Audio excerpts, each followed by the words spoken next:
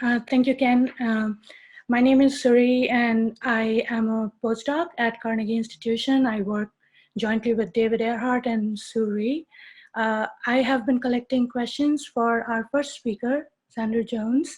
And so the first question, Xander, is from Lisa David, and she wants to know, can you have biosensors for multiple hormones and measure the balance between them? Yeah, this is something that always gets people really excited to do multiple measurements at the same time. There are some ideas of doing multiple FRET sensors at the same time, but there's ends up being problems with overlapping wavelengths. But we're thinking of ways of doing this in the future. So we have, hopefully we'll be able to do this much more easy. One way to do it is to use non-FRET sensors as part of the game. So you have a single color, and that intensiometric sensor that's just changing one color up and down can be measured separately from, let's say, the blue, yellow, or a FRET sensor. So Rainer Watt has done this, where he combines a FRET sensor, blue, yellow, and then another sensor that's just red going up and down. So that's sort of, if we only have so many so many wavelengths available to us, but yes, it's definitely possible. And then there's more technologies in the future that might allow us to do even more, like Brett sensors or things like that with luminescence involved. Okay. The second question is from Uta Paskowski, and she asks, what type of device will be needed to induce gene expression via optogenetics, and how feasible is it to non-invasively be applied to plant tissues? Right, so there's two different kind of wings of the project, right? So one is to actually, in a greenhouse, tell your plant to do something, and that's really easy. You just change the light environment, right? So even a flashlight will do. But if you want to do high resolution changes, then you need to have a situation where you have one wavelength under most of the sample, and then you target the other wavelength or the other light environment to a focus. And that's being done already in various examples in animal systems, even at the subcellular level. So you bathe your sample in one light environment, and then you use it like the FRAP module and a confocal microscope to target a very specific region with another wavelength. And so our confocal microscopes can already do this, and we don't have to change them at all to be able to do this to begin with these experiments. So I think a lot of people could do a lot with what maybe they already have available. Great, thank you. The other question is from Chris Argueso, and he has two. How about hormone biosensors that work well in tissues other than roots, and how well do these hormone biosensors that are optimized for Arabidopsis function in other plant species? Right, so we definitely image other tissues. Our biggest challenge is the deeper tissues. If we can't get light in and get light out for the fluorescence, then we can't really image it. So we're thinking about how we can get around that or get better. But yeah, deeper tissues are definitely a problem. But yeah, we can look at epidermal cells in the hypocaudal. We do lots of epidermal cortex imaging in the hypocaudal. And yeah, they're definitely working in other tissues in interesting ways. So if we can certainly look at, for example, stamen filaments for the GA sensor and see interesting patterns there. Other species is just starting, so we're very excited. We have now the GA biosensors in a couple other species, and they're responding to GA. So there's nothing fundamental about Arabidopsis that they are married to, right? Because again, this is not just the GA sensor, it's all these sensors that people are engineering. They're proteins, right? They're just one gene, one protein. And of course, once you get it expressed in another system, you have to do some optimizations, but it has been pretty successful to move from mammalian systems to plants, plants to mammals, and vice versa. And fungal systems, of course, like, so yeah, they're generally, the idea is that it's very much possible. And then in practice, we always have to deal with silencing in plants. So that's always been a real challenge for us, slowing us down. But once we get past the silencing thing, usually they work pretty well. Okay, that's great. I think we should move on here, and let's go with Renee, who's going to take over the questions for Tess. And so introduce yourself and take questions. Cool. So I'm Renate from the Carnegie Institution. I'll be moderating Tess's questions. So the first one is from Penelope Lindsay. Is Turbo ID sensitive to pH? So the answer is yes, but probably not in the way that you think. So the labeling works by a nucleophilic attack by a deprotonated amine group, either on a lysine or on the N-terminus of a protein, to the reactive species, which is the biotin AMP.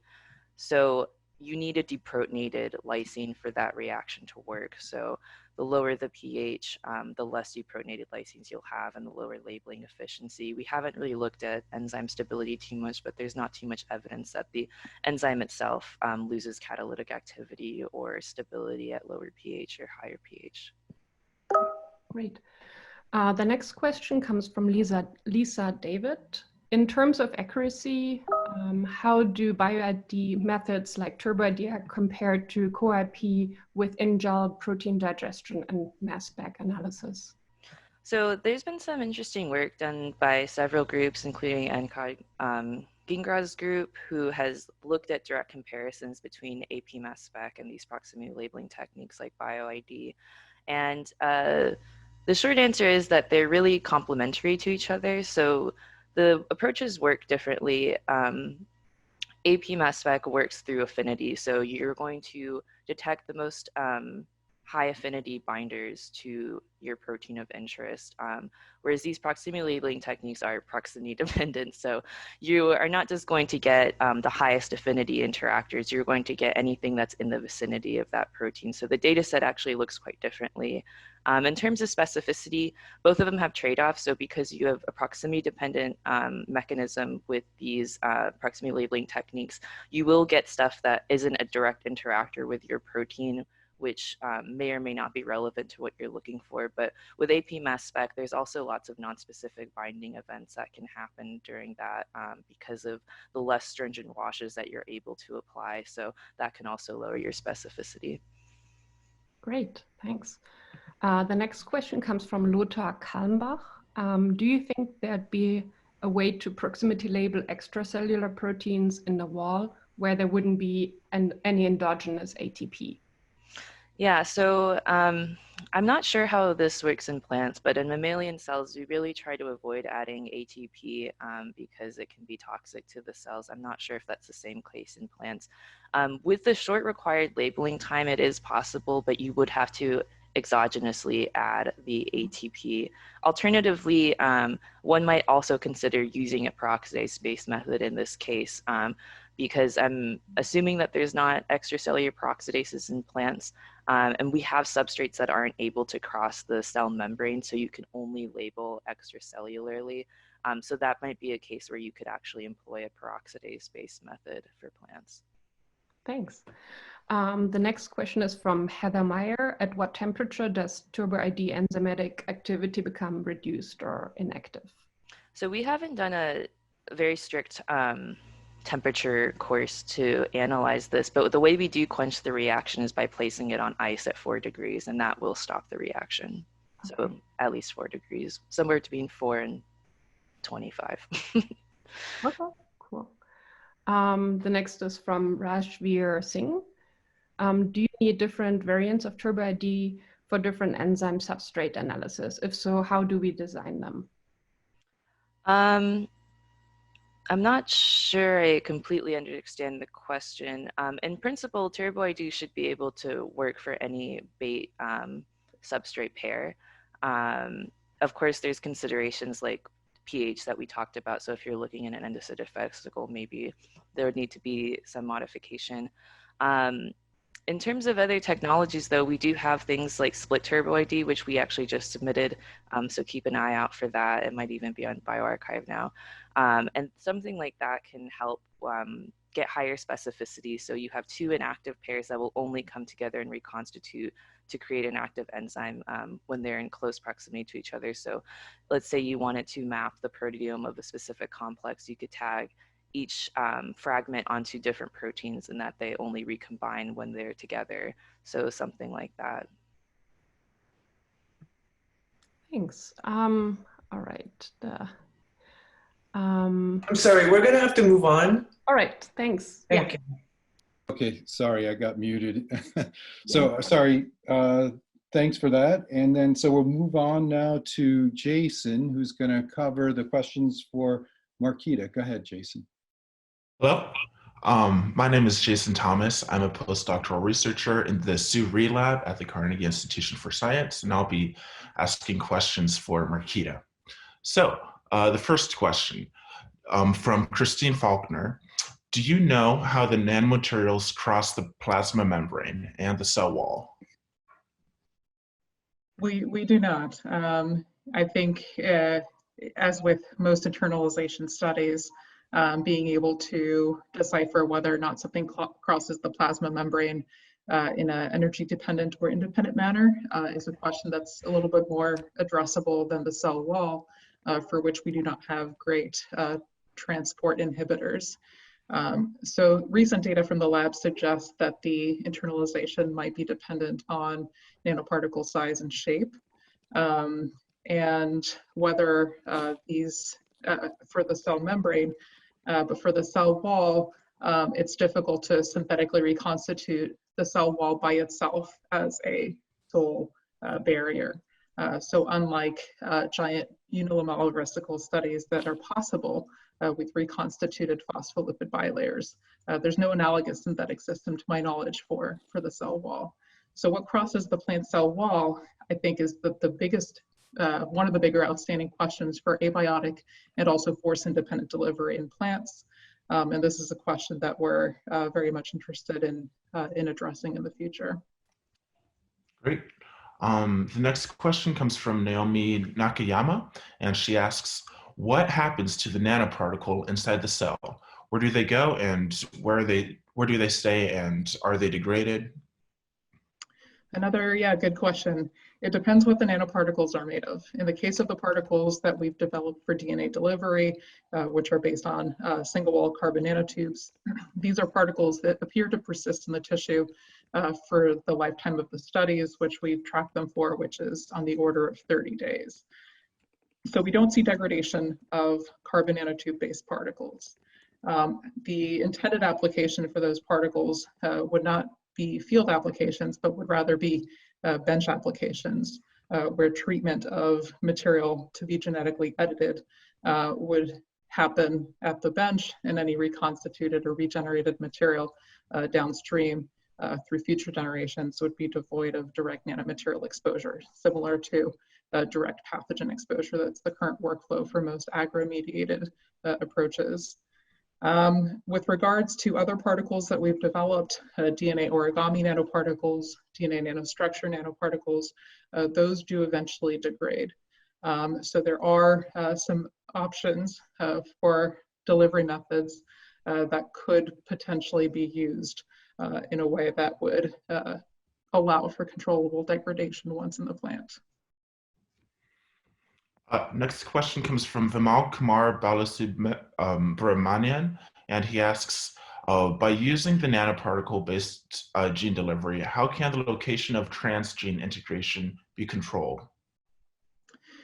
Yeah, so one of the features that we noticed when we deliver our plasmid or plasmids with single-wall carbon nanotubes is that we don't observe any integration at all.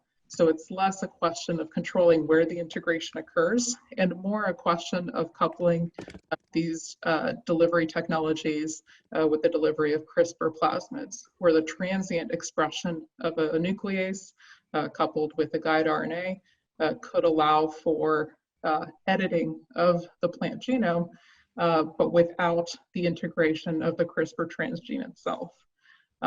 So what we're currently working on is the delivery of CRISPR plasmids to see what our editing efficiencies can be with these approaches, and also to validate that even with the delivery of a larger plasmid that would code for CRISPR-Cas9 nuclease, that we would still see the same phenomena that we observed when we were testing transgene expression, which is the transient expression of the transgene alone without integration. Okay, great. Thanks, Markita and Jason. Now we're going to move on to our last speaker, and Emily has questions for Becky. Go ahead, Emily. Hello, everyone. I'm Emily Fryer, and I work at the Carnegie Institute as a research assistant in Sury's lab. And yeah, so I'm going to ask some questions for Becky. The first one up is, What is the benefit of using surefire strategy, using the surefire strategy for target delivery of CRISPR-Cas reagent integrated in tDNA?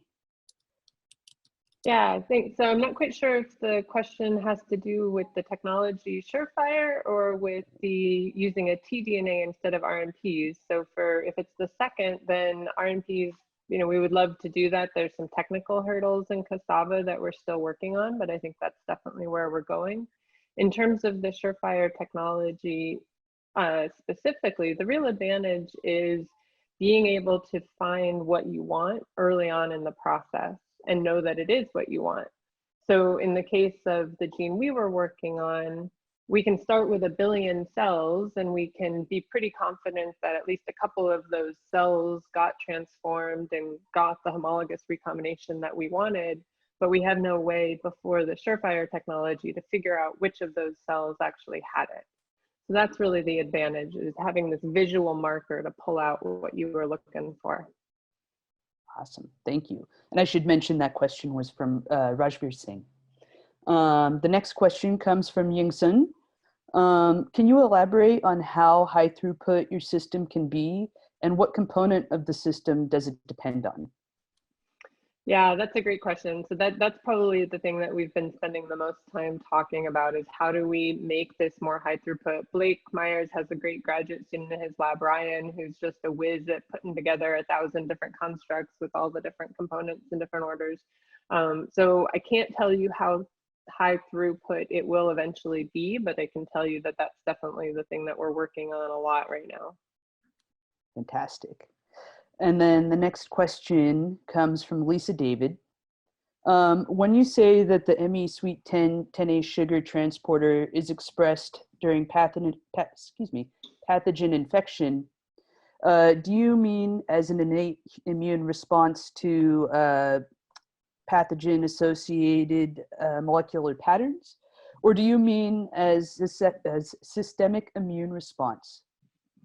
So this is actually on the other side of host pathogen interactions. So the ME Suite 10A is a susceptibility gene. It's one of these clever examples of a pathogen reprogramming its host cell for its own benefit. So in this case, the pathogen is reprogramming the plant cell, turning it into a sugar factory so that the sugar gets pumped back out to the apoplast where the pathogen resides. Fantastic. Last question, and then we'll go to breakout. Sounds great. Thank you. And then one final question. What is your moonshot application of the in situ gene editing? Moonshot application. Well, for me personally, because I'm within the host pathogen field, and that's kind of where I sit with my intellectual curiosity. I think the ability to be able to use this technology to do resistance gene swaps, R gene swaps quickly between different varieties is going to be really, really, really impactful. A lot of these R genes are very difficult to work with. They're large, they're surrounded by transposable elements. And so I think this is a place where that technology might really be able to help. Fantastic. Thanks for answering all the questions. And then